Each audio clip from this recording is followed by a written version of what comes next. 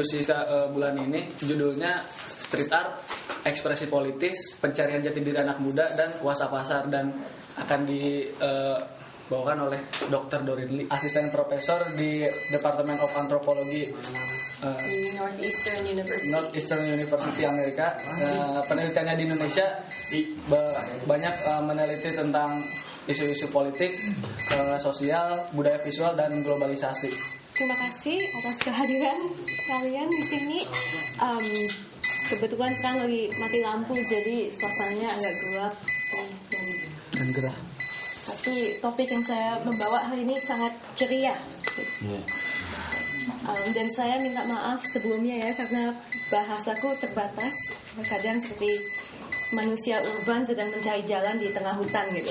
Jadi kalau saya perlu bantuan, silakan ya Anda atau Asep bisa membantuku menerjemahkan frase-frase.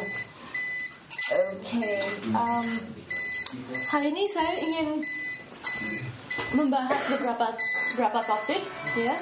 Pertama, konteks fisik ya, buat street art, yaitu public space di Jakarta. Yang kedua, siapa pelakunya street art, yaitu generasi muda di Jakarta. Yang ketiga, saya ingin membahas sedikit tentang metodologi public culture. Apa itu public culture dan bagaimana kita bisa belajar sesuatu yang lain dan baru tentang street art dari sudut pandang ini. Keempat, ini topik yang minta kawan-kawan ya, tentang pasar ya, dan kuasa. Dan terakhir, saya ingin melihat street art sebagai sebuah peluang untuk mencari dialog baru yang muncul di public space, dan juga membandingkannya dengan estetika lokal. Jadi ada contoh-contoh dari estetika lokal yang mirip street art tetapi bukan bagian dari street art. Berikutnya adalah beberapa slide untuk menggambarkan suasana urban di Jakarta seperti apa. Mungkin kita lebih sering kenal kota ini dari isu kemacetan ya, dan juga semacam polusi visual. Ini dua foto yang saya ambil dari perjalananku di Jogja sama Jakarta. Yang kiri di dekat Jalan Pramuka di Jakarta. Itu apotek yang bangunannya sudah lama, dan sebenarnya bangunan yang cukup cantik ya, Art Deco style, tapi sudah dihias dengan graffiti di rolling door-nya. Yang foto yang di kanan adalah jalan dekat kampus ya, kampus Sanata Dharma ya di Jogja. Dan kalau kamu lihat scene-nya sangat padat, informasi visualnya cukup padat di sini, ramai. Juga ada fenomena seperti ini. Yang di kiri adalah sebuah terpal ya, yang jadi shelter untuk warung yang dihias atau dicoret oleh entah siapa. Biasanya anak SMA ya yang dituduh sebagai pelakunya. Apa namanya? Baliho yang di kanan ini contoh yang terkini dari Jakarta. Di tahun ini ada banyak spanduk-spanduk politik yang dipasang di mana-mana di Jakarta menjelang masa kampanye mungkin. Jadi dari suasana yang sangat fragmented itu ya, tidak ada sesuatu yang menyatu dari foto-foto ini, kecuali semacam sebuah pesan bahwa kota ini agak ramai. Juga ada upaya-upaya untuk mengisi urban space dengan urban play. Jadi saya ingin muter beberapa contoh urban play yang menggunakan kerusakan Jakarta sebagai lahan dasarnya ya, untuk menciptakan sesuatu yang lain. Kebetulan ada teman-teman di sini yang terlibat juga di proyek ini. Jadi the issue is how to create something different and new from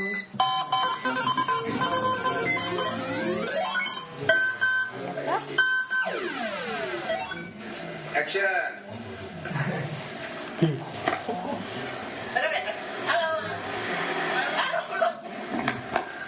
Halo, kita di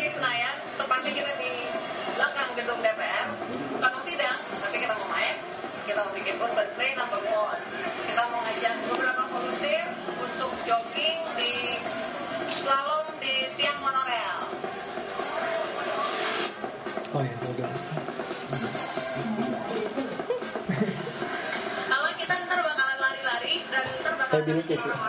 Olahraga sambil berkarya. Ini. Pokoknya lihat aja.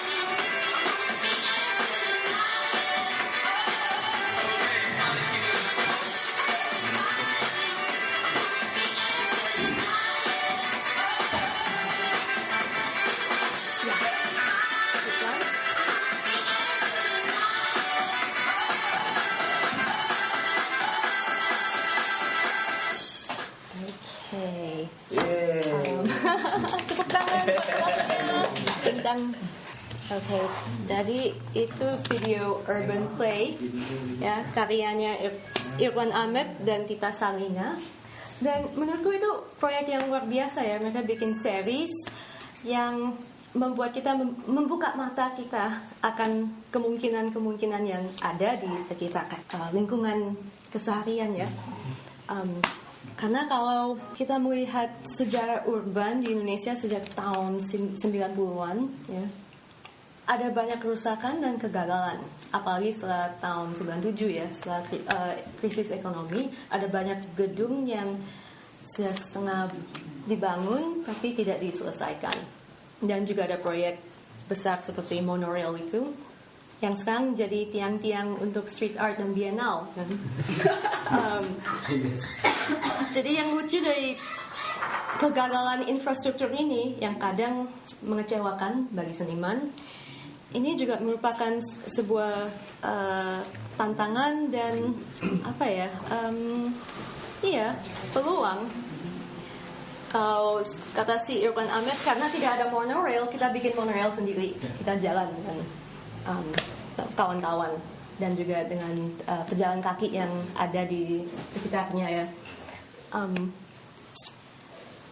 Jadi itu contoh urban play yang mengubah persepsi kita tentang kota ini. Kalau tadi kita melihat fragmentasi dan polusi visual dan mungkin mengkategorikan street art atau graffiti sebagai semacam polusi juga, karena di wacana barat graffiti itu kan merusak ya, itu wacana umum, graffiti itu vandalisme. Tetapi di sini graffiti dan street art dan mungkin kategori yang lebih luas lagi urban art menambahkan sesuatu ke lingkungan kota ini. Kembali lagi ke tiang-tiang monorail yang tadi, ya lihat ada contoh-contoh proyek seperti ini dengan pesan-pesan yang mengingatkan bahwa street art bukan sampah. Itu mungkin ideologi dan filsafat yang dipegang kawan-kawan di sini juga ya. Street art bukan sampah. So who does what and why? Yeah. Ada banyak asumsi tentang pelaku graffiti, yaitu anak-anak SMA, geng SMA. Samping ini. Bukan SMP ya, bukan SMA. Bolos lagi bolos. Bolosnya. Ada bolos sih berarti. Mungkin karena sebagian besar graffiti dan tag di Jakarta memang tulisan nama sekolah ya. Itu dapat ditemukan di mana-mana, bahkan di kompleks perumahan yang mewah. Jadi ada kesan umum bahwa ini sebuah fenomena yang tidak penting, tidak ada makna dan nilai budayanya. Ya. Tapi sebenarnya kalau kita melihat siapa pelakunya street art dan graffiti, itu sangat beragam. Ya, ada yang dari kelas menengah ke atas, ada yang juga dari kelas urban poor mungkin, ada yang sekarang jadi dosen di kampus ISIP tercinta. Banyak yang jadi dosen yang lalu merekrut mahasiswanya mengikuti jejaknya ya. Jadi sebenarnya street art dapat ditemukan di berbagai kalangan ya, bukan hanya dari SMA dan SMP. Dan ini yang mungkin agak lain di Indonesia. Yang membedakan Indonesia, kasus Indonesia dengan kasus Amerika misalnya, atau UK ya, di mana graffiti itu identik dengan budaya geng, budaya marginal, budaya minoritas, dan masyarakat yang tertindas. Ya, kalau di sini tidak membawa kesan itu, walaupun ada sedikit kesan pemberontakan juga ya, yang sengaja diciptakan menurut kawan-kawan.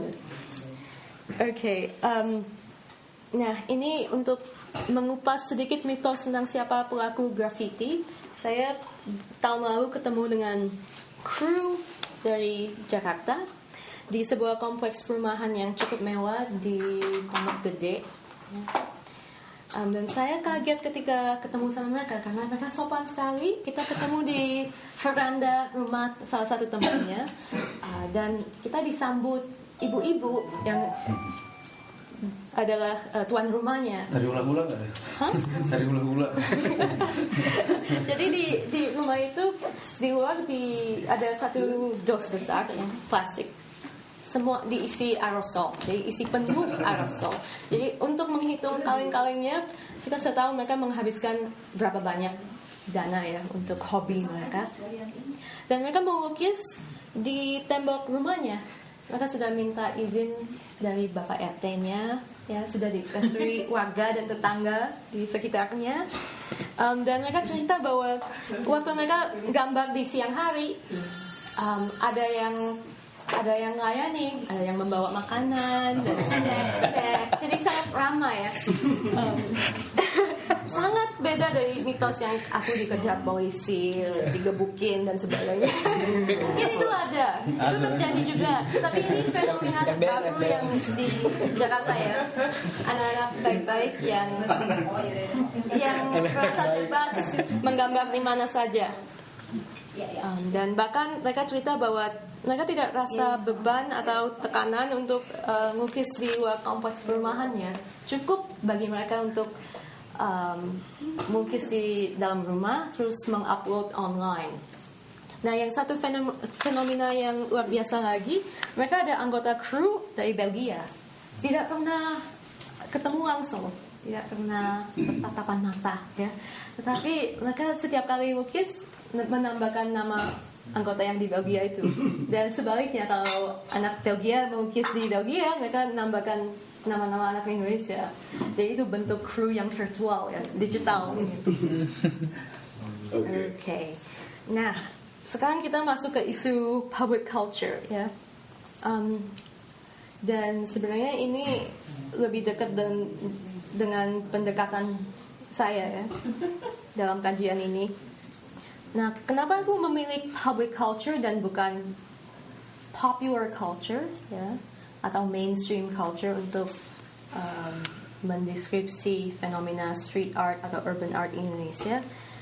Karena public culture itu sebagai konsep mencakupi isu-isu public space dan everyday life.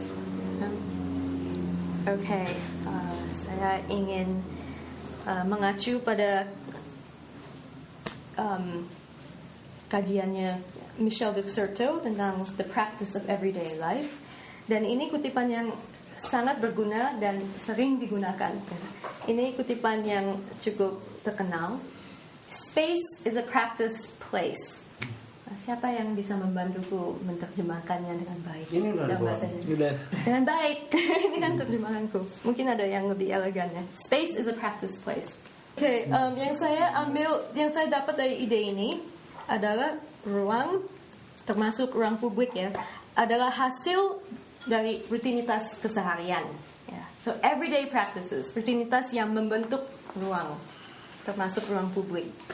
Dan jadi ada efek-efek yang material dan juga virtual yang berdampak pada public space. Mungkin kita tidak sadar akan efek itu. Misalnya kalau kita setiap hari jalan melalui jalan yang sama, ya, itu membentuk sebuah rutinitas yang bisa diandalkan. Mungkin kita ada kebiasaan lain berkaitan dengan kebiasaan itu. Ya, jadi mulai muncul ada pola-pola urban dari kegiatan keseharian kita. Space is a public space. Space bukan sesuatu yang beku dan bisa berubah pada setiap saat. Jadi seni ada peran yang besar sekali untuk mengubah space. Ya. Kalau membuat intervensi seperti video yang tadi, urban play itu semacam intervensi ya. Itu membuat space yang lain di tiang-tiang monorail yang tidak jalan dan tidak hidup lagi. Tiba-tiba ada monorail manusia. Okay, why public culture? Okay, sekarang saya mengacu tulisannya Arjun Appadurai dan Carol Breckenridge, dua antropolog yang sangat terkenal. Mereka yang meluncurkan jurnal Public Culture, yang sampai sekarang salah satu jurnal yang paling top di US. Jadi pada tahun 80-an mereka menulis semacam manifesto tentang konsep public culture. Kesimpulan dari paragraf yang panjang ini, saya tidak akan membaca seluruhnya. Public mendeskripsikan bentuk-bentuk budaya yang terasa oleh seluruh masyarakat. Jadi bukan kelas atas, bukan kelas bawah, bukan populer, bukan elit, tetapi semuanya. Jadi ini mendeskripsikan imajinasi baru yang adalah hasil dari mungkin globalisasi. Ya, itu salah satu contohnya. Global flows, cultural exchange. Ada sesuatu yang dihasilkan oleh semua hubungan, ya, relasi yang dijalankan masyarakat. And why public culture? Karena mungkin culture yang dulu dimaksudkan antropolog itu terlalu sempit ya untuk mendeskripsikan dan menganalisa efek-efek dari globalisasi. Jadi contoh dari seni berdasarkan konsep public culture, saya ingin menunjukkan pada dua karya. Kebetulan ada senimannya di sini, ya. International artist. International artist. Jadi public culture neither high nor low, neither elite nor popular, but everything, something new, something that is the effect of a mediated relation. Prara bisa cerita sedikit tentang proyekmu nggak? Yang koleksi doa di ruang kota. Sebenarnya itu apa? Kayak ngumpulin dulu kan kalau kita punya tempat usaha gitu, kayak isinya doa sama harapan gitu, sumber rezeki, maju jaya, harapan sentosa, bla bla bla gitu. Jadi kayak itu kayak padahal yang punya orang-orang Cina, jadi bukan menandai kepemilikan ruang tersebut, tapi kayak ngomongin melalui usaha itu harapan ke depan semoga maju lancar, terus gitu-gitu, makmur jaya gitu-gitu. Terus kalau sekarang kan ganti dengan Andisel. Kalau ini sih ngumpulin foto-foto yang dulu kayak memberi doa buat kota gitu, harapan buat kota gitu, yang sebagian besar sih yang punya usaha dulu orang-orang Tionghoa. Jadi motivasi di balik proyek ini dan juga hasilnya sebuah contoh yang baik ya. Oh nggak bisa. Alright, kita lanjutkan. Mungkin dalam waktu 10 menit saya bisa selesai. Tadi Andi sudah cerita sedikit tentang proyeknya ya, koleksi doa di ruang kota. Dan menurutku ini salah satu cara yang bagus untuk mendekati isu public culture ya. Karena street art ada di mana-mana ya. Street art kadang bisa datang dari found art, found object. bukan hanya dari karya yang harus dibikin dan diukis dan digambar, tapi bisa kita bisa dapat inspirasi dari hal-hal yang sangat biasa dan umum ya, yang sering dilewati. Now to the question of markets. Dari obrolan dengan teman-teman tentang street art, ada 3 hal yang mengesankan dari pembicaraan kami. Sebenarnya ini 3 isu yang memprihatinkan buat seniman. Yang pertama, gimana ya kalau kita masuk ke galeri? Ya, apa efeknya? Apa konsekuensinya? Pertama ada isu selling out. Ini frase dalam slang bahasa Inggris ya. Selling out. Oh, you've sold out. Artinya kamu sudah menjual diri ya. Sudah tidak berhak untuk menjadi bagian dari komunitas ini lagi karena kamu sudah sold out. Kedua ada isu moving up ya. Bukan hanya selling out, tapi kamu berpindah wilayah, naik pangkat, naik kelas sosial. Pergaulannya akan beda kalau kamu sudah masuk dunia seni yang galeri, bienal, festival, apalagi festival internasional ya. Mungkin karyamu bisa dilelang di Sotheby's ya, atau di Singapura, dan itu menunjukkan memang statusmu berubah, sudah naik pangkat. Di kopral. Dan konsekuensinya atau asumsi dari itu adalah seniman sudah tidak lagi di jalan ya, di jalanan. You're not on the street anymore. Okay. Ketiga, sebenarnya ini kesimpulan dari 2 isu di atas, loss of control and autonomy.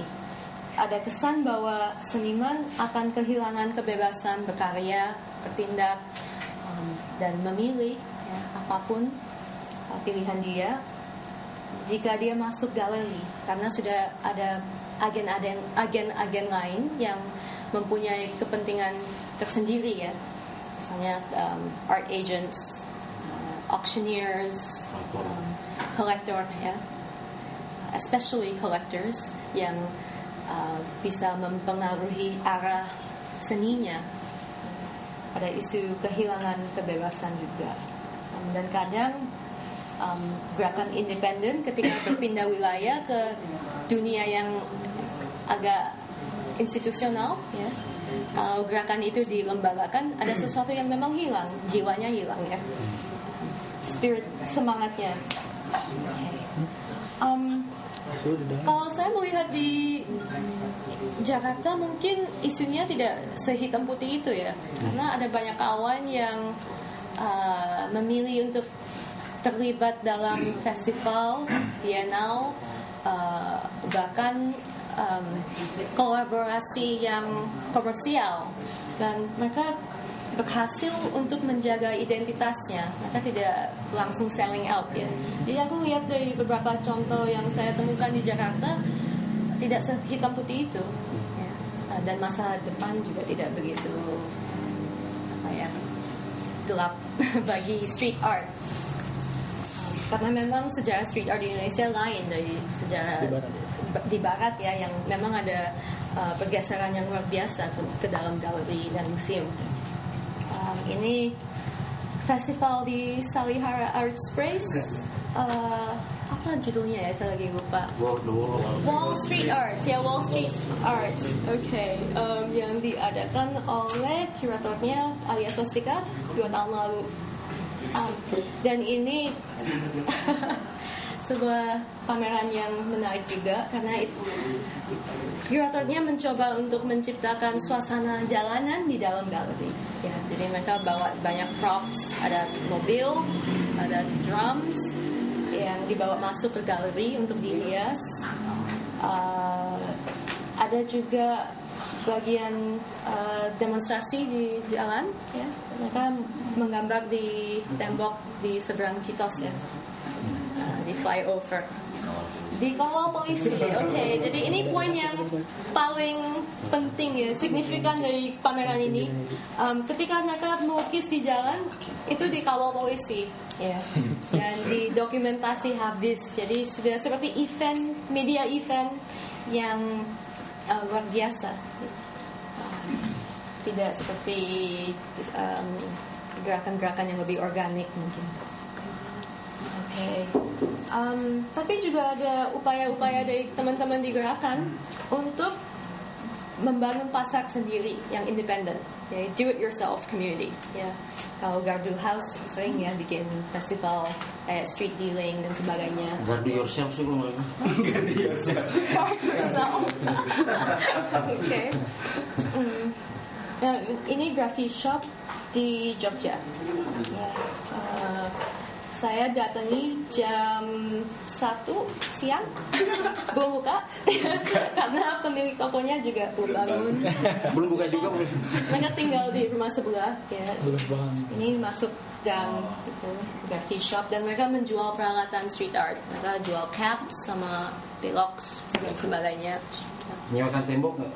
Mereka mungkin menyediakan cat tembok tapi nggak jual temboknya. Tembok cerita. Tembok Tapi apa gitu? kalau pengen lukis di tembok-tembok ini silakan. Ya. Malam Jericho.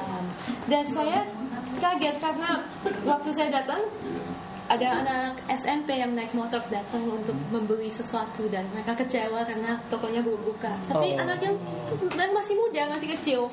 Jadi itu bukti bahwa pasar untuk street art sangat luas ya. Dan sudah masuk kalangan-kalangan yang tidak terduga. Oke. Iya, robo-robo. Ada kawan serum di sini. Ada Cip. Ada ya. Agak cinta. Iya, kalau street art mempunyai wacana untuk melawan pasar, mereka sebenarnya juga membangun pasar sendiri ya dengan festival atau event seperti ini di mana mereka bisa jual produk-produk. Jadi saya juga beli kaos ini.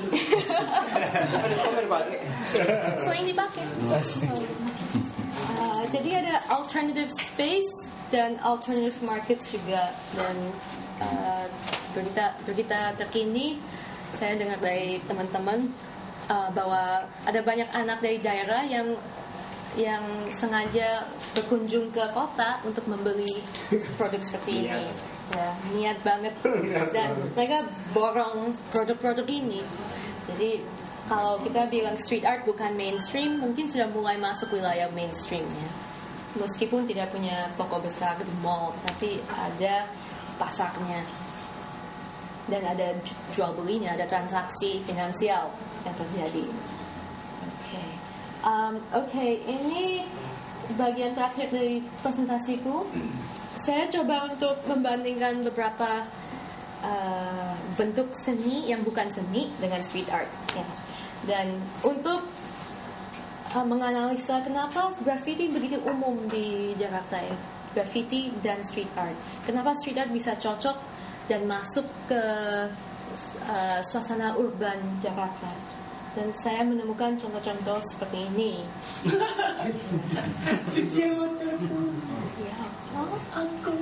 Ini ditulis pakai kuas, tapi ini juga kayaknya kuas yang lebih tipis ya. Jadi tulisan ini di layer ya di atas graffiti yang sudah ada. Ojek pakai K dan G. Ya, macam-macam, ada X juga tapi saya K, G dan X. Ojek. Banyak ojeknya. Banyak gitu. Ya, jadi ini contoh-contoh di mana kamu bisa mungkin menebak, oh penulisnya mempunyai kepribadian tertentu ya, ada style tersendiri, ada gayanya. Oke, ini dari Jogja. Ya, kadang kalau kita melihat pilihan font di graffiti kan sangat penting ya, pilihan font itu seperti apa, tagging dan sebagainya. Kalau kita lihat contoh-contoh dari ini, ya pelang-pelang untuk pangkalan ojek dan sebagainya, pilihan fontnya juga sangat berkesan ya. Style roda dikasih ini hooknya agak tajam. Tapi yang ini yang paling mirip graffiti ya. Tambal ban ditulis sebenarnya sembarangan terus di atas graffiti. Jadi juga ada lapisannya. Itu menarik sekali karena aku lihat ada kesamaan yang belum dikaji. Ya, mungkin orang rupa bisa menulis sesuatu di jurnal korban. Jurnal korban. Korban 40.000 jiwa. Sorry, not the Freudian slip. Freudian slip. Audience slip dikembalikan juga. Ube. Jadi kalau kita melihat street art sebagai perkembangan yang sangat baru yang hasil dari globalisasi karena sekarang anak muda suka main internet dan melihat contoh dari graffiti di barat dan sebagainya, sebenarnya sudah ada estetika lokal yang ada yang bisa menjadi base ya atau fondasi untuk street art. Ini sebuah tembok terowongan dekat Taman Mini pintu 3 ya. Ini contoh yang paling menyenangkan ya karena ada pembicaraan yang terjadi. Ada interaksi. Jadi kalau ada interaksi. Kalau kita ngobrol sama seniman, dia kan selalu bilang ini buat publik, ini supaya publik tertarik dan publik bisa mikirin sesuatu yang lain dan baru. Nah, ini buktinya ada pembicaraan yang terjadi, ada dialog. Ya. Kalau kita menganggap melihat sesuatu itu bentuk dialog, itu sebenarnya agak one way ya, cuma satu arah. Ini dialog beneran ya, jadi ada yang ngontak sebuah ucapan, terus ada yang bales. Nggak ada minum-minumnya nih. Hari ini bunga please deh. Nggak ada minum-minumnya nih. Iya ya, gak ada minum. Heidi, I thought you would bring something, but you did. Ini sebenarnya nama grup band dan ini vokalisnya. Oh iya. Karang Taruna Pemuja Setan. Oke.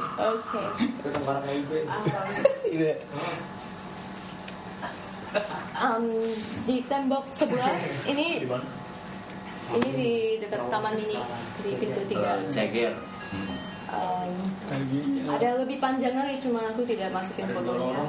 Ada suatu ucapan yang saya paling senang melihatnya.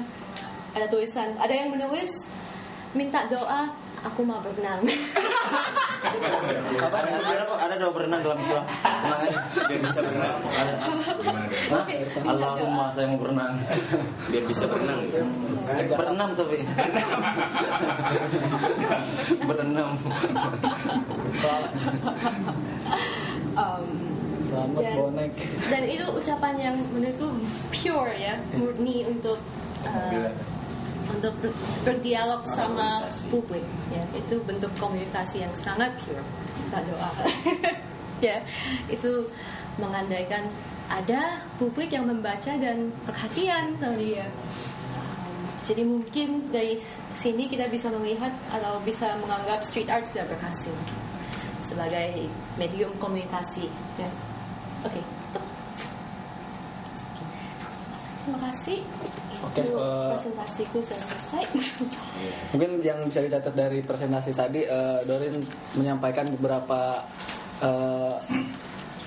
presentasinya, yaitu ada tentang estetika lokal, street art dan pasar, kemudian public culture dan yang bedain antara street art di Indonesia dan di Barat. Dan di Barat seperti Dorin bilang tadi lebih identik dengan kemiskinan dan budaya perlawanan, dan ketika melihat di Indonesia ternyata kita lebih welcome gitu dengan kegiatan street art. Malah contohnya tadi ada yang dikasih makanan, minuman di rumah salah satu pelakunya. Untuk selanjutnya mungkin ada yang mau menyampaikan sesuatu, mungkin ada yang mau ditanyakan, saya persilakan.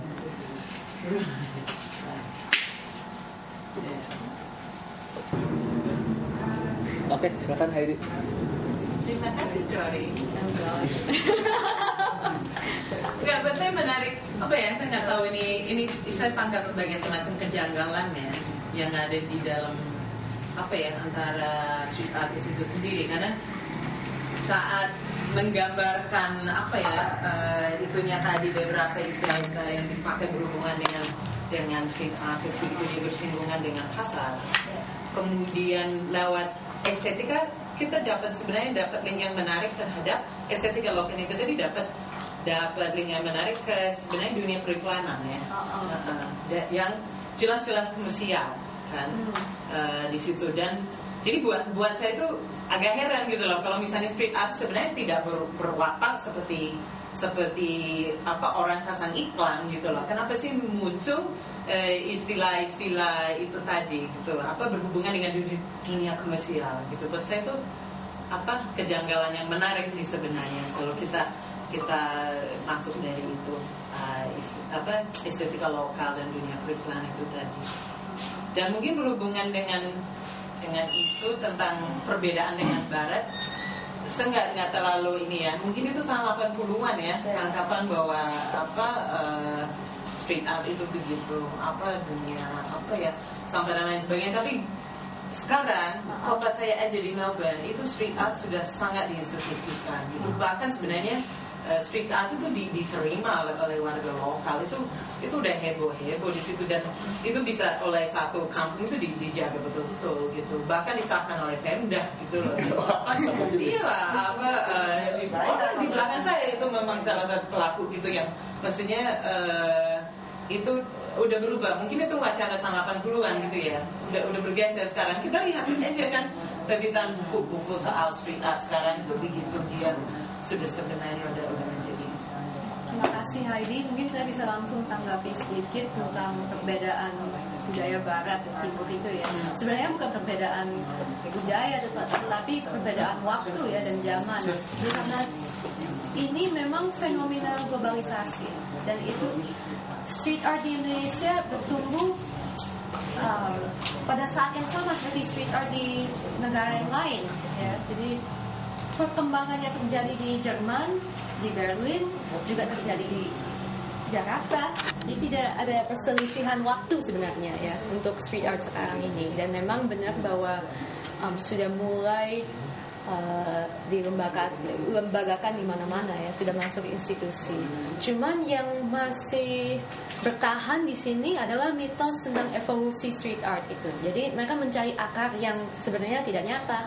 Ya. Mereka pengen punya mitos Robin Hood, mitos perlawanan, mitos kekerasan, ya, yang sesuai dengan sejarah yang mereka belajar dari buku-buku dan film-film tahun 80-an. Sebenarnya itu masuk ke pasar Indonesia, ya mungkin dalam waktu 10 tahun ke belakang ya.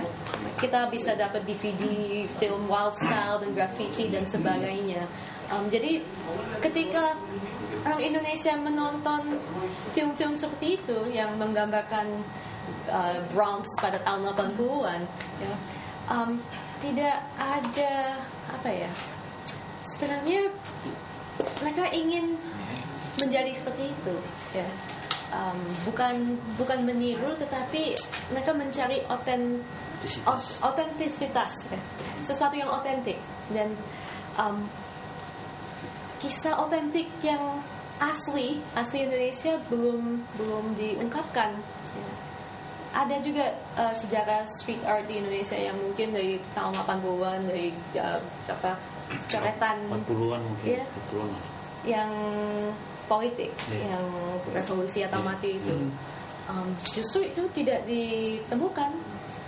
Memang ada sejarah graffiti di Indonesia yang luar biasa ya, yang berpolitik yang tahun 45 dan sebelumnya yang ada graffiti, ada foto ikonik ya yang menggambarkan itu, tetapi sejarah itu tidak dihubungkan dengan kejadian sekarang, jadi agak putus ya hubungan historis itu. Mereka malah mengacu ke sejarah tempat lain ya. Karena memang mungkin style dan influence pengaruhnya lebih dekat karena globalisasi dengan I don't know MTV culture let's say itu. jawaban yang agak dangkal ya. Tapi mungkin justru itu ya, Doreen, apa kalau tadi kamu bilang bahwa ada mata rantai yang putus antara yang 40-an dengan yang sekarang ini. Ya awalnya mungkin ISAT kita dirikan salah satunya untuk mencari tahu itu, dan kita nggak tahu outputnya nanti dalam berupa apa, dalam bentuk buku mungkin, dan mata rantai yang hilang itu memang belum pernah ada yang mencoba untuk mengangkatnya. Ada upaya yang sifatnya kecil-kecilan, minimal menemukan fotonya aja dulu, mencari fotonya, terus mendokumentasikan dan mengarsipkannya. Tapi yang berusaha untuk menarik benang merah dengan sehingga dia terhubung, bisa disebut memang belum ada yang begitu serius.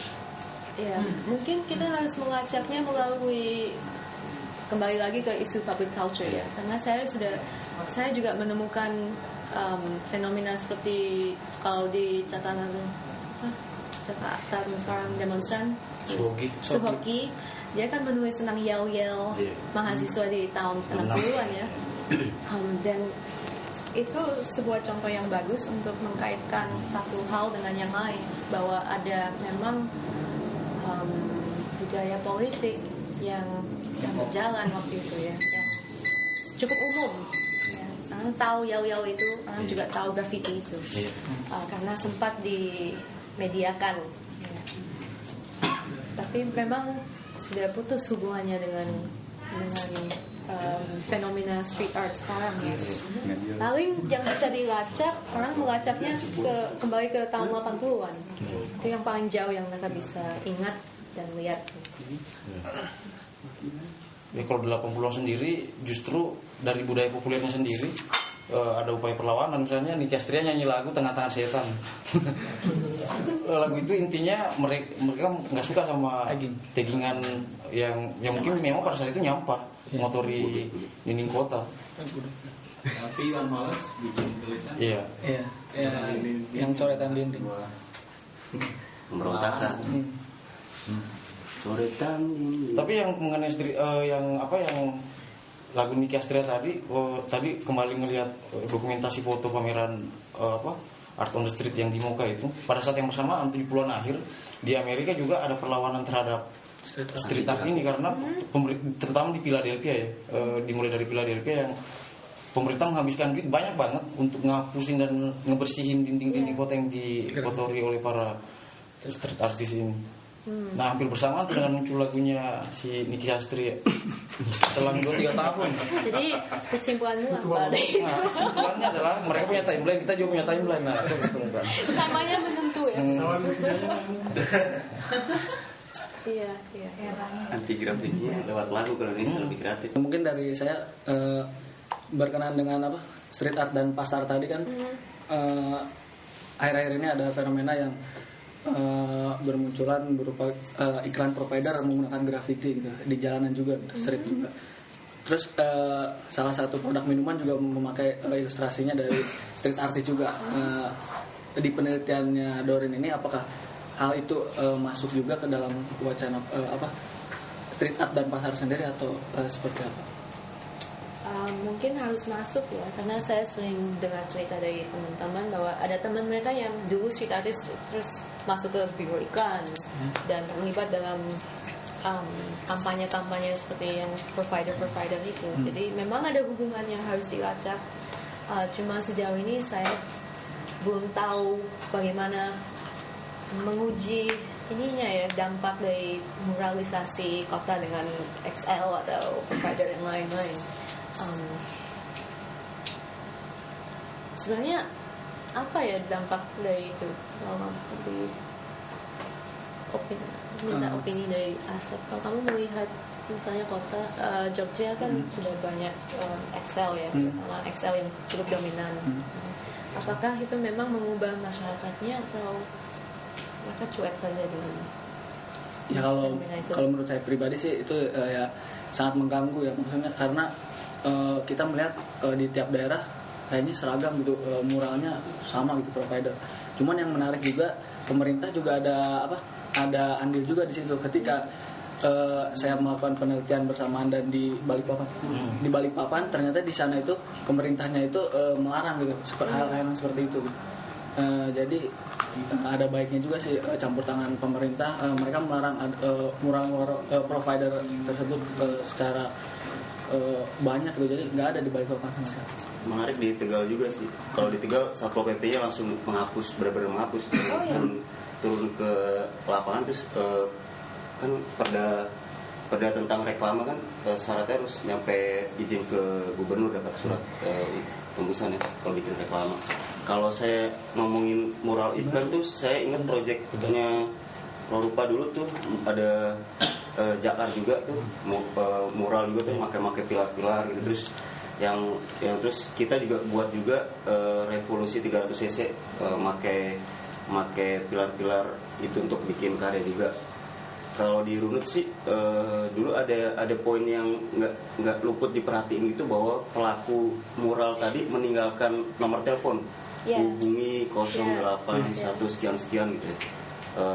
Mungkin nanti biar kalau ada bisa nerima order kan, tapi pas prosesnya pun dihampirin untuk nanti bisa gambar nggak di rumah saya atau di tempat saya gitu. Terus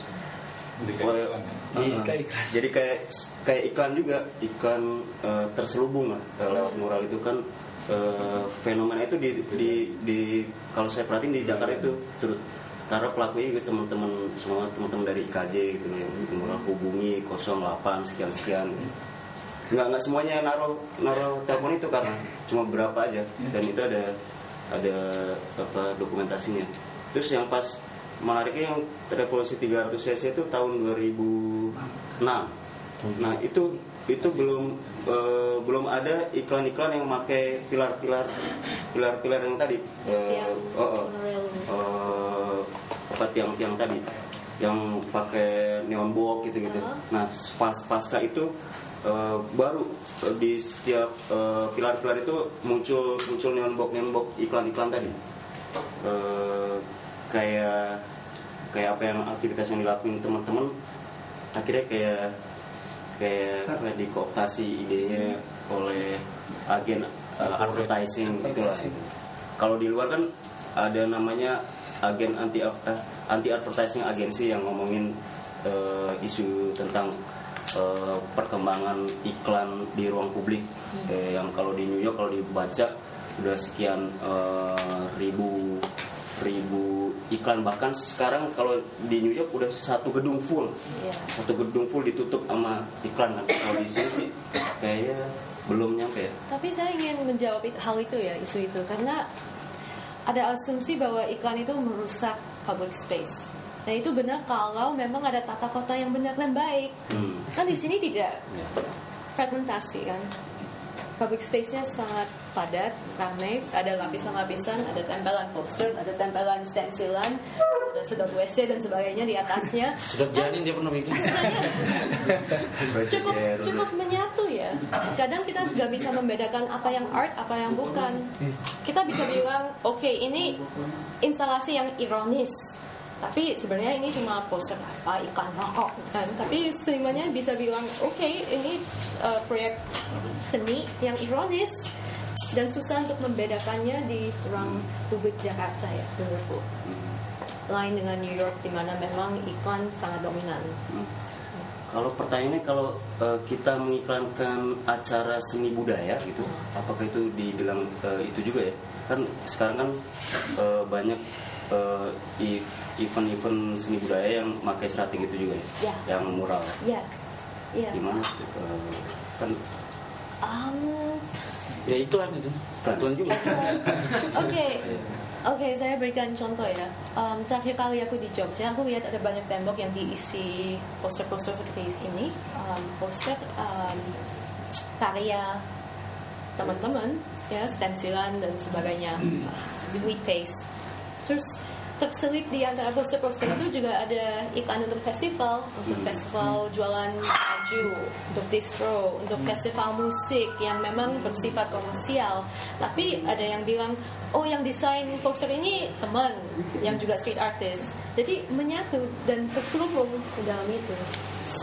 dan susah untuk again kembali ke masalah tadi, tidak begitu hitam putih ya antara kepentingan komersial dan yang tidak komersial. Mungkin Kalau soal iklan peraturan reklame itu cuma ada di pemerintah daerah doang ya. Sejauh ini yang berita-berita tentang penghapusan iklan di ruang publik itu kan baru di Balikpapan, di Tegal gitu kan. Sementara yang di Jakarta gitu belum pernah ada isu seperti itu kan. Iya. Dan bingungnya juga kayaknya kalau masyarakat awam juga nggak mempermasalahkan itu dengan ruang iklan-iklan yang ada di ruang XL itu ya, tapi mural itu. bagi mereka itu justru menambah estetika kota. Bahkan menambah penghasilan mereka kan. Iya, yang rumahnya dicat gitu ya.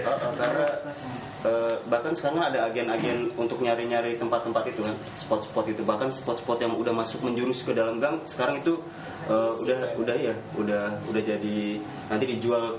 Itu ada namanya apa, Indo gitu. Jadi sekarang ada setiap SL gitu di pojoknya udah ada kayak Sental Indo apa gitu loh. Jadi itu tugasnya nyari tempat-tempat yang bisa di mural SL gitu. Jadi ada bisnis baru untuk nyari rumah-rumah warga gitu. Popo mungkin yang bisa cerita pengalamannya. Ya. Popo mungkin bisa cerita pengalamannya, diminta menggambar di 300 sekolah dengan biaya sekian yang membuat dia hampir gila. Lanjut dulu deh. Saya lagi dari peralis. Kalau yang iklan-iklan tadi sih sebenarnya pertanyaannya semua kan kita nggak pernah tahu iklan itu kadaluarsanya sampai hari apa gitu ya. Hal yang luput kita ini amati ya. Bahkan yang mural-mural tadi perjanjian untuk ngapus lagi ternyata nggak ada. Karena gue ngobrol sama tukang ojek di Bandung, karena kalau di Bandung tuh bener-bener strategis banget karena dilewatin jalan tol kan. Make genteng, make dinding gitu-gitu. Dan Bandung satu-satunya strategis buat mengiklankan mural iklan tadi. Dan itu juga nggak ada perjanjian dengan pemilik rumah untuk akan dihapus lagi semua setahun gitu. Nggak ada perjanjian. Padahal untuk biaya ngapus satu rumah itu lebih kan itu dikasih 2 juta. Lebih dari 2 juta menurut gue ya. Karena beli catnya otomatis harus mau wilek karena biar nutup. Kalau bahasa kita kan gitu, biar bisa nutup harus beli cat yang bagus. Jadi menurut gue merugikan, tapi buat warga nggak merugikan ternyata. Iya. Kayak sih. Buat warga nggak merugikan? Karena mendatangkan dia dibayar itu. Dibayar berapa? Kalau itu yang full itu Pak Bos, itu 2 juta yang gede, rumah gede 2 juta aja. 1 tahun. 1 tahun dan itu jauh lebih rendah. Misalnya kalau misalnya dia bayar baliho. Benar. Iya. Mereka tetap nyari ini sebetulnya efisiensi dan efektivitas. Kalau yang warung-warung kecil itu cuma sekarang sampai 300.000 kok. Konter yang kecil setahun lagi dan nggak diblok. Oh yang terbaru teman-teman di pohon kemarin bayar setahun 1.000 ya, 1.000 per tahun. Dan itu ada perdanya. Tapi kita kan itu dihapus di kasus, jadi kita ngacak kita sama Abi gitu. Sampai sekarang si ininya yang upload belum masih ini. Tapi itu ada perda. Jadi resmi ada ini. Baru 2.000. Satu pohon 100.000 rupiah. 11. Itu benar dicek gitu. 1.000 perda nggak tahu daerah mana. Jadi dicek gitu. Nama daerahnya sama nama providernya dihapus. 1.000 per tahun per pohon. Selama ini sih belum ada keluhan dari warga sih. Yang merasa terganggu kita yang kritis ini. Kritis gitu.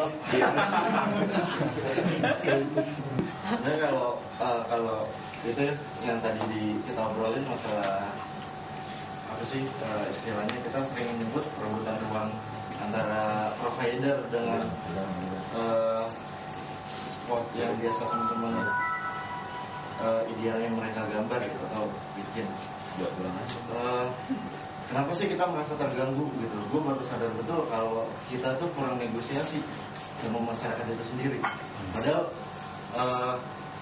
jauh lebih gampang dari para provider itu yang lakukan gitu. Jadi tanpa harus membayar bangunan yang kita gambar seperti provider dengan satu rumah 2 juta 500 sampai 2 juta gitu, sebenarnya jauh bisa kita lakukan kalau kita memang harus menemui masyarakat tersebut, orang tersebut yang punya rumah gitu, dan kita ngobrol pengen ngapain sih kita gitu, gambar di situ gitu. Nggak ada sih yang nanyanya sekritis teman-teman yang di dalam scene sendiri gitu. Nggak ada yang nanya, lu mau ngapain gambar di rumah gue, emang seberapa penting karya lu? Nggak ada, gampang banget di jawabnya, mereka gampang banget. Padahal kayak kemarin gue gambar yang istanamu lebih rumahku lebih mewah daripada istanamu gitu. Terus di pinggiran rel kereta gitu di Lenteng Agung itu kan cukup Bronx juga ya, maksud gue negosiasinya mereka nggak seramah seperti rumah-rumah yang seperti di pinggir jalannya, rumah tangga layaknya gitu. Tapi ketika ada obrolan mereka menanyakan ini akan jadi seperti apa selesainya gitu. Gue juga jarang untuk ngeprint karya-karya gue terus dibawa ke mereka. Yang ada buku-buku graffiti yang ada di lemari gue bawa, ya kan jadi seperti ini. Wah keren juga ya, udah sampai kamar dalam bisa nggak gitu. Negosiasi yang sangat mudah gitu. Terus nggak ada obrolan lagi yang melanjut ke masalah bayar membayar gitu. Mereka nggak akan, malah mereka mencari-cari media baru yang bisa digambar. Akhirnya beruntung ke, oh iya gue punya gerobak nih, gerobak pemungut sampah. Wah cat udah habis tapi dia masih mau digambarin. Itu kan dia lebih nantangin lagi secara nggak langsung, nih gue punya media baru gitu. Tergantung gimana kita kan tetap selalu terganggu kalau kita cuma jalan melihat ya udah keduluan Excel, ya udah keduluan apalah entah apa gitu. Karena mereka lebih berinisiatif bernegosiasi sama masyarakatnya gitu. Kayak gitu. Coba kita lakukan ya serentak kayak gitu, sangat mudah banget. Kita melakukan apa yang nggak perlu teman-teman itu, yang perlu lu ngapain gambar meski ngumpet-ngumpet, padahal nggak ada yang ngejar lu. Ngapain tanpa izin, padahal sebenarnya semua diizinkan. Jadi intinya sih negosiasi yang sekarang untuk karya gue sendiri itu lagi pelan-pelan asik juga ya bernegosiasi. Ini ya tadi Dorin bilang culture-nya ada beda Brooklyn di Amerika sama Indonesia gitu. Di sana emang geng yang beneran lu ngumpet, kalau nggak buru-buru lari lu ditembak sama geng lain gitu. Sekarang sih peduli setan, kalau misalnya lo lari, polisi juga bilang lo kegeeran banget lari. Jadi yang masalahnya gitu. Jadi sampai Satpol PP pun yang paling galak bisa kita negosiasikan untuk, paling dia nanya ini untuk apa gitu. Kalau emang secara baik-baik semua lancar. Nah itu kan yang terbaru sekarang untuk provider, dia ngincer penutup toko-toko kayu di Lenteng Agung. Sampai pada suatu malam itu gue ngeliat dia masang ada beberapa banner spanduk yang mereka tempelkan secara ilegal juga. Jadi mereka ketemu kayu, pohon atau apa, mereka bisa langsung straples gitu. Kan intinya mereka udah bukan nyari masa untuk seberapa banyak provider dia dipakai, tapi komunikasinya mereka udah subjektif sama provider lawannya gitu. Ini gue udah di mana-mana gitu. Ini sebenarnya bukan buat masyarakat lagi sih, buat saingannya dia gitu. Ya kan tanpa ada itu pun seberapa banyak sih provider yang ada di sini gitu. Kita gampang untuk mengingatnya gitu. Jadi kayaknya ada apa-apa nih ya, yang jelas ya mereka udah komunikasi udah sama lawan bisnisnya lah gitu. Di luar itu sih kita yang tadi yang ngerasa kesel, kita nggak ngapa-ngapain juga ya tetap kesel terus gitu. Jadi oh iya kenapa dia bisa gampang sih, ya itu negosiasi tadi. Selanjutnya mungkin ada yang menanggapi lagi. Oke silakan aku itu. Iya, jadi sebenarnya yang diceritain teman-teman tadi bagaimana Jakarta ini sebenarnya bukan ruang publik ya, tapi ruang individual kolektif gitu. Jadi individu yang kebetulan ngumpul dalam satu tempat. Jadi sangat egois gitu kalau bilang Jakarta, sampai tempat-tempat yang harusnya tidak dijamah oleh iklan, tidak dijamah oleh korporasi, itu mereka incar juga. Sampai tutupan warung gitu, warung tutup aja diembat juga. Ini sebenarnya kalau saya lihatnya mungkin lebay, tapi saya lihat ini perang juga. Perang gimana kita memperjuangkan space bersama. Karena yang sekarang yang ada space individu kan, jalanan aja kita nggak punya angkutan publik yang baik, tapi kita punya mobil-mobil bagus yang saling berebut tempat di jalan raya gitu. Jadi gua rasa sih memang tetap perlu diperjuangkan, ada semacam advokasi supaya lu korporasi ya sampai sini aja jalan lu gitu, jangan sampai lebih jauh lagi gitu. Dan saya rasa ini penting gitu, karena nggak hanya teman street art, tapi dalam semua ini gitu kita kan kena pengaruhnya.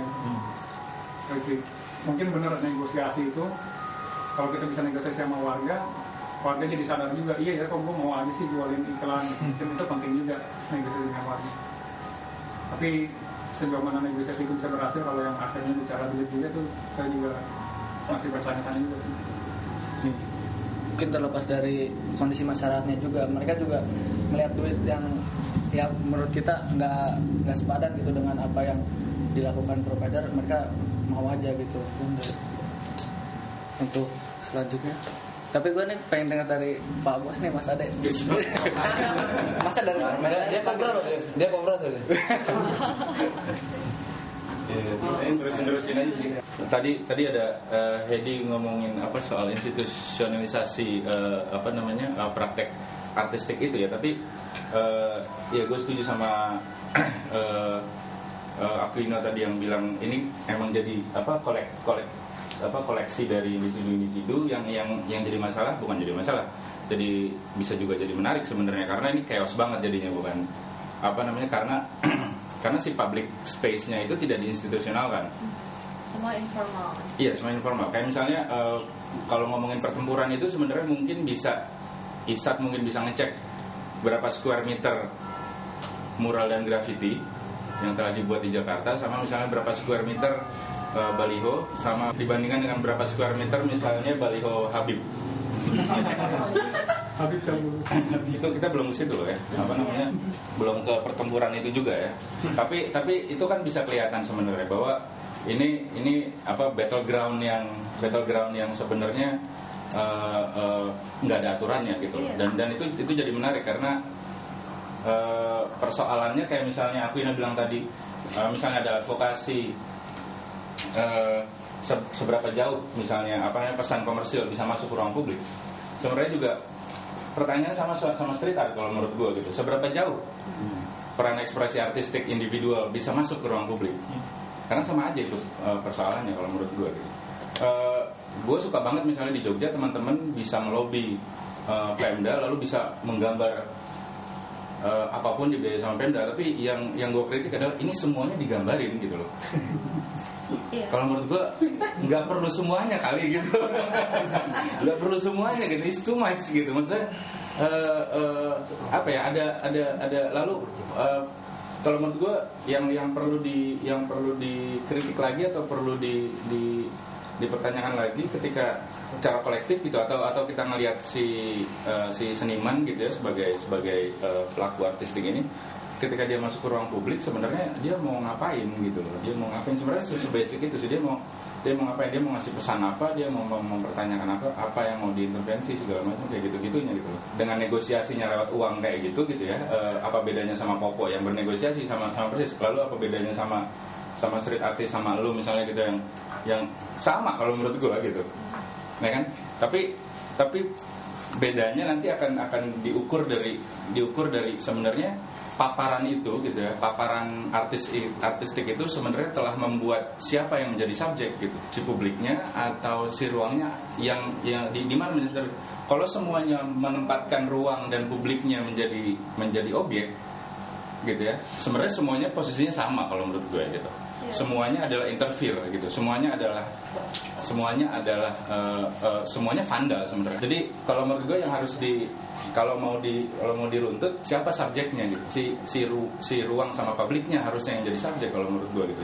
Jadi kalau mau dipertaruhkan atau mau dituntut gitu ya, kalau gue menempatkan diri sebagai subjek gitu ya. Nah kalau menurut gue, kalau kita ngomongin dari street artnya, kalau menurut gue praktek street art ini memang harus maju ke wilayah itu gitu. Siapa sih sebenarnya gitu loh, si subjeknya gitu, ruangnya, publiknya atau elunya. Kalau elunya, kalau menurut gue selalu mempersoalkan itu, kayak misalnya proyek yang Ruang Rupa dulu itu justru menempatkan ruang dan publiknya menjadi subjek, bukan si senimannya gitu loh.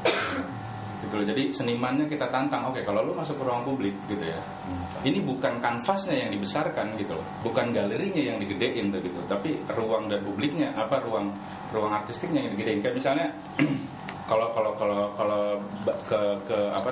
ke sejarah seni rupa misalnya gitu ya, atau ke praktek seni rupa di runtutannya gitu, misalnya bahwa seniman itu tadinya misalnya adalah dia studio artis gitu, lalu habis itu dia memperluas ruang kanvasnya ke jalan gitu ya, atau ke ruang publik, itu kan sebenarnya akan ada yang beda banget gitu. Lo biasanya pameran di galeri, lalu habis itu pameran atau meluaskan itu ke ruang publik, karena lo ada benturan-benturan atau value-value yang lain ya. Nah di situ sebenarnya yang harusnya dipertanyakan lagi gitu. Ketika street artist masuk ke ruang publik dengan kesadaran atau dengan ketidaksadaran bahwa itu adalah di ruang publik, itu sama aja kayak seniman studio gitu. Ruang itu kan nggak ada yang netral, kanvas itu netral loh.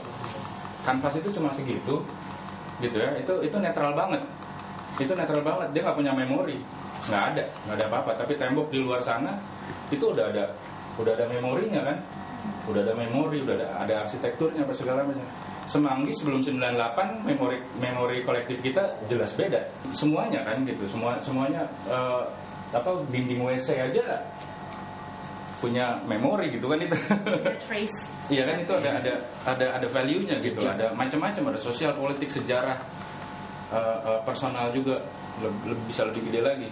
Beda sama kan persoalannya kalau menurut gue adalah semuanya, enggak semuanya lah, street artist gitu ya, masih banyak kalau menurut gue gitu yang masuk ke sana menempatkan diri atau melihat ruang kota itu seperti kanvas yang netral gitu. Harusnya enggak kalau menurut gue.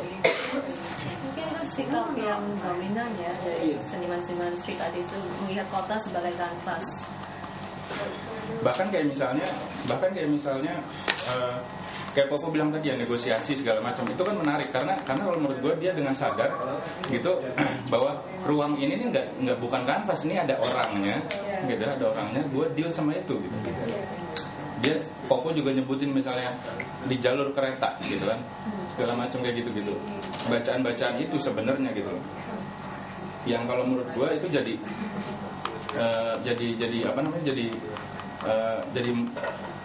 jadi problem gitu loh, karena itu nggak pernah dihitung gitu, nggak pernah disadarin.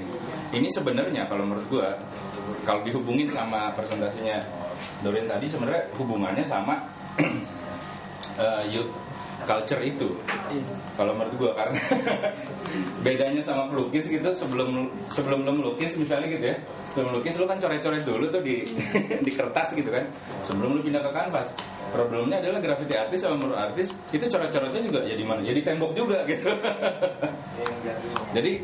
Jadi ruang kota ini nih isinya sebenarnya sketsa. Isinya nggak cuma karya finish sebenarnya, tapi juga ada sketsa juga kalau diperhatiin. Itu menarik sebenarnya ya. Sebenarnya itu lebih ke proses artistik kalau menurut gue. Sebenarnya itu juga bisa metode kan itu. Itu kan sebenarnya bisa diubah sebenarnya. Gimana kalau teman-teman gitu ya, sebelum itu misalnya ngedesain dulu. Jadi begitu ke ruang publik dia udah selesai gitu. Misalnya itu udah punya kesadaran yang lebih gitu loh. Itu satu. Yang kedua, kalau menurut gue hubungannya sama culture itu waktu gue SMA gitu ya. Waktu gue SMA itu pilihannya sebagai alay gitu loh zaman dulu itu itu kan self-proclaim alay itu kan correct me if I'm wrong Akino mungkin seangkatan itu 80-an dia Makassar, gue nggak bisa. Beda kotanya, beda. Kita di sana mengaji terus. Iya. Gue nggak suka menyebutnya orang teman dari daerah, teman dari kota lain. Jakarta juga daerah khusus. Kayak pilihan-pilihannya untuk artikulasi gitu ya, itu kan ngeband naik gunung, rohis, ya nggak rohis, pramuka. Yang habis itu jadi sabili apa segala macam kayak gitu kan. Ada pramuka di Makassar ya mungkin. Favorit itu. Kalau sekarang itu ada tambahan-tambahan yang lain gitu. Ada tambahan-tambahan yang lain. Itu adalah bikin komik, bikin film atau video, sama ini graffiti. Bikin alternatif space ada nggak ya? Gitu. Jadi dibayangkan gitu ya, dibayangkan kalau mungkin kalau di kota-kota lain yang keluar sana adalah profesional gitu, bahwa dia adalah profesional dalam artian bahwa mereka committed gitu ya, mereka committed bahwa ini adalah pilihan ekspresi gue segala macam, sama seperti komik, sama seperti film, dan sama seperti graffiti. Kalau menurut gue praktek-praktek itu dilakukan juga oleh masif amatur gitu loh, masif amatur, ini teenagers nih gitu loh. Jadi ini teman-teman yang di sini nih berani taruhan, nggak usah 10 tahun gitu ya, 3 tahun yang akan datang atau 5 tahun yang akan datang, kita lihat masih enggak. Iya, karena itu ada berapa orang sih sebenarnya yang dari tahun 2000 misalnya gitu ya, sampai sekarang yang bertahan dan membuat itu menjadi sebuah pilihan, entah profesi atau segala macam, sedikit kok sebenarnya. Jadi dibayangkan sebenarnya di level itu memang ya benar banget, emang itu youth ini banget. Cuma kalau menurut gue itu nggak masalah, kalau menurut gue itu justru penting karena itu jadi pilihan artikulasi artistik dan ekspresi gitu ya, yang bisa jadi yang menjadi problem karena di tengahnya nggak ada, kita nggak punya perangkat ya. Pelan-pelan sebenarnya kayak misalnya ya riset-riset seperti ini, ada ISAT, kalau menurut gue itu jadi penting ya, karena itu yang membuat ini menjadi knowledge gitu loh, jadi pengetahuan, karena setelah itu lalu hanya bentuk konsumsi ya. Persis, bukan konsumsi atau bukan sesuatu yang sesaat, yang temporer gitu loh. Jadi itu kalau kita ngomongin lebih jauh lagi ke sampai ke kepedulian, ke ruang atau segala macam, memang jadi bermasalah karena bisa jadi mereka emang nggak peduli sama yang kayak gitu kan. Kalau sampai ke perubahan-perubahan atau pertanyaan-pertanyaan ruang publik yang ribet-ribet, ya gue agak ini karena ini emang amatir gitu loh. Sama seperti di film sama komik, kalau menurut gue jauh lebih advance karena ada industrinya mulai mengambilnya gitu loh. Industri mengambil itu pelan-pelan, tapi itu cukup butuh waktu yang cukup lama sebenarnya. Satu lagi musik kalau menurut gue sangat advance gitu. Ada beberapa majalah musik baik yang profesional sampai yang underground gitu ya. Ada studionya, ada apanya segala macam, ada tempat latihan, ada recording yang murah apa segala macam, ada distribusi yang jelas segala macam. Jadi dia sebagai sebuah subkultur itu dilengkapin gitu. ada yang ngebahas, ada segala macam. Jadi itu jadi knowledge gitu. Jadi nggak cuma praktek doang gue nyoba selesai gitu. Ini menurut Ade perlengkapan apa yang diperlukan street art untuk supaya bisa lebih mirip musik atau film atau yang? Sebenarnya sih kalau mau sederhana mencontek aja sebenarnya bisa dibongkar aja peta paling sederhana misalnya gimana kalau dilihat ya, dibongkar, nggak usah dari yang gede gitu ya, satu band aja diambil misalnya gitu, gimana Pupen misalnya, atau gimana Seringai, atau misalnya gimana SID, atau gimana White Shoes yang dari garage gitu, dari garasi gitu, dipetain aja tuh sampai gimana dia sampai akhirnya sekarang sebegitu dan bertahan tetap gitu. Dia nggak jadi mainstream, dia tetap bertahan, artistic integrity-nya juga tetap di situ segala macam, punya sikap yang jelas gitu ya, tanpa harus jadi ditandingkan gitu dengan street art gitu. Street art cepet banget gitu kalau menurut gue. Dia terlalu cepat masuk ke galeri, dia terlalu cepat masuk, dihajar sama komersil juga. Kalau menurut gue itu kelemahan dari si street artnya sendiri ya. Maksud gue pelakunya juga, karena harusnya dia bisa bertahan itu gitu loh. Dengan caplokan itu paling nggak negosiasinya jelas. Kalaupun mau dicaplok, oke, gue dicaplok dengan, paling nggak setelah gue dicaplok lu mati misalnya gitu. Tapi mungkin itu salah satu sifat dari karakternya street art ya, itu mediatik. Semuanya juga gitu, musik apalagi. Iya. Tapi mediatik yang visual ya, kalau musik dicontek ya di download atau apa di dulu, oke. Tapi itu perlu effort yang lebih ya. Kalau visual ya tinggal di download, di print, digandakan. Gue bilang tadi dibongkar terus dipetain, sebenarnya yang paling penting yang gue bilang tadi, gimana sebenarnya dari praktek-praktek ini gitu ya, yang katakanlah misalnya gitu, kita ngomongin ideologi kemandiriannya misalnya gitu ya, gimana mereka bertahan aja misalnya gitu ya, nah, itu kan bisa dibongkar sebenarnya gimana sih gitu, gimana mereka bertahan, atau gimana mereka dari kecil gitu ya, dari kecil lalu membesar tapi tanpa harus, tapi tetap bisa bertahan, dia nggak dicaplok atau nggak dikooptasi gitu. Kayak gitu-gitunya kalau menurut gue bisa dibongkar, tapi intinya sebenarnya gimana itu jadi pengetahuan sih kalau menurut gue gitu loh. Itu yang kalau menurut gue ya, ada dua isu dari kooptasi ya. Yang pertama, kita sering percaya bahwa kooptasi itu hanya terjadi karena kepentingan komersial ya, jadi diambil perusahaan dan iklan dan sebagainya. Tapi gimana kalau seperti contoh Indonesia, kooptasinya terjadi karena street art terlalu berhasil sehingga bisa masuk festival SNL dan sebagainya kan, bisa diiklankan di radio, jadi TV dan sebagainya. Jadi kan gini, tadi kan ekspresi anak sekarang memang benar tuh, ada sekarang bisa ke street art, bisa macam-macam yang disebutkan ada, termasuk aktivisme gitu kan. Sekarang banyak anak muda bikin gerakan apa gitu. Tapi saya sepakat bahwa itu semua kita bisa bilang amatiran. Nah, perlu nggak sih kalau dari teman-teman yang sudah kritis ini melakukan semacam endorsement atau penyadaran ke mereka ini yang masih, yang tadi kita sebut masih amatir ini, supaya mereka lebih serius ke tahap berikutnya, supaya mungkin 3 atau 4-5 tahun lagi lebih banyak yang bertahan gitu, nggak banyak yang ngajukan.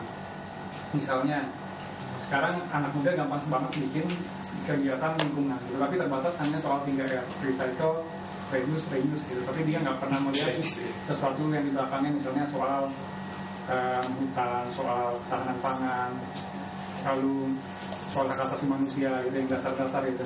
Ini juga kan sebenarnya ketika kita menggambar di ruang publik itu sebenarnya bukan hanya tindakan artistik atau tindakan ekspresi, tapi itu juga bisa sebagai simbolisasi bahwa kita mengklaim lagi ruang publik yang pernah hilang dari kita gitu. Mungkin istilah ruang publik itu berat, tapi kan paling nggak kita perlu ke arah sana. Kita perlu nyadarin teman-teman bahwa yang lo lakukan ini sebenarnya hanya sekedar gambar-gambar iseng-iseng, tapi ini juga ada makna simbolisnya. Menurut gue sih nggak juga, karena mereka bisa belajar dari sendiri. Karena kalau kita lihat semua apa-apa tahu dari internet, apa-apa dari internet, mereka pasti akan belajar apa yang dia mau, karena semuanya akan berpikir positif. Karena mereka, kalau gue lihat ya teman-teman street artist di Jakarta aja tuh, ada yang berpikir gambarnya bagus, emang niat bagus, tapi banyak juga yang emang senangnya nyoret-nyoret, merusak, dan itu emang jadi bagian dari hidup mereka sendiri. Jadi ada teman-teman juga yang graffiti bukan sebuah kesenian menurut mereka. Graffiti adalah gaya hidup, lifestyle. Jadi mereka tidak akan peduli dengan seberapa besar artistik, seberapa besar apa. Yang penting mereka cuma tag. Bikin apapun dia tag namanya aja deh. Dan salah satu bentuk propaganda yang sangat menarik banget sih kalau gue lihat perbedaan itu. Tadi kita nggak pernah ngomong tentang nilai-nilai artistik dan estetika. Kita hanya ngomong tentang kepemilikan wilayah. Politik arsip dari awal itu pasti berpihak, nggak mungkin.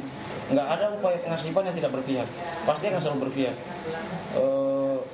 ide awal ketika ingin mengarsipkan sesuatu, mengumpulkan sesuatu, tendensi untuk memihak itu pasti ada. Satu hal yang saya belajar dari diskusi dengan kawan-kawan, sebenarnya ruang publik di Indonesia atau ya di Jakarta ya, spesifik di Jakarta itu hasil dari negosiasi. Ya. Jadi ruang publik ini sangat informal, tidak pernah dikuasai penuh oleh negara. Ya. Ruang publik ini diciptakan oleh proses informalitas. Kita harus sadari itu ketika kita masuk ke ruangan ini. Kalau aku lihat dari kelakuan anak muda, pada umumnya memang mereka hanya melihat kota ini sebagai kanvas dan mereka puas untuk menggambar, terus mengambil foto self camera terus dipajang di Facebook. Jadi evolusinya hanya berputar di sana. Kota adalah cerminan dari saya. Itu attitude-nya. Masih buat